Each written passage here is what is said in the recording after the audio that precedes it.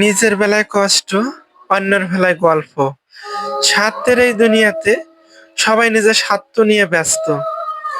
চোখের ঘুম তো সে কেড়ে নেয় যে একসময় বলতো, অনেক রাত হয়েছে, এখন আপনি ঘুমান। ভাগ্যের সাথে লড়াই করা যায় না, কিন্তু পরিস্থিতির সাথে লড়াই করা যায়। ভাগ্য এমন একটা জিনিস, কাউকে সবকিছু দেয়, আবার কাউকে সবকিছু দিয়ে আবার কেড়ে নেয়।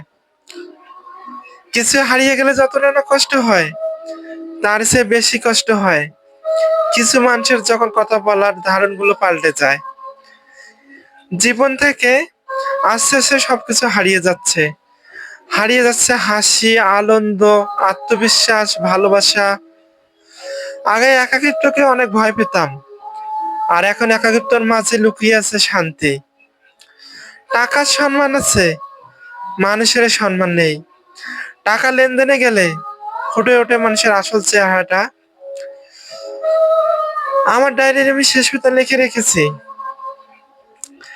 নারী খায় টাকা, পুরুষ খায় ধোকা। নারী যদি খায় বাস, পুরুষ হবে চিন্তা লাশ। প্রিয় বন্ধুরা, তোমরা যদি মন থেকে কাউকে ভালোবেসে থাকো, তাকে কখনো হারাতে দিও না। তোমরা হয়তো চোখের জল মুছে ফেলতে পারবে, কিন্তু হৃদয়ের কান্নার জল কখনো মুছতে পারবে না। প্রিয়, জানতাম যদি এটাই আমাদের শেষ দেখা ছিল।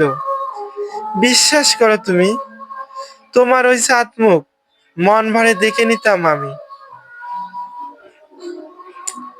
সবার জন্য একটা কথা বলতে চাই, আমার প্রিয় বন্ধুরা, তোমরা কে কে আছো 2023 সালে নিজের ভালোবাসাকে হারিয়েছো? তোমরা যারা 2023 সালে নিজের ভালোবাসাকে হারিয়েছো, তারা আমার কমেন্ট বক্সে একটি কমেন্ট করে যাবেন প্লিজ। সবার নিয়ে আমি একটা অনুষ্ঠান করব, ভালোবাসা বেদনার জাল কোন অনুষ্ঠানটির নাম দেব। প্লিজ সবাই এই অনুষ্ঠানে অংশগ্রহণ করবেন। সবার জন্য শুভকামনা এবং আন্তরিকভাবে ভালোবাসা, অভিনন্দন রইল। খোদা হাফেজ, সবাই ভালো থাকবেন।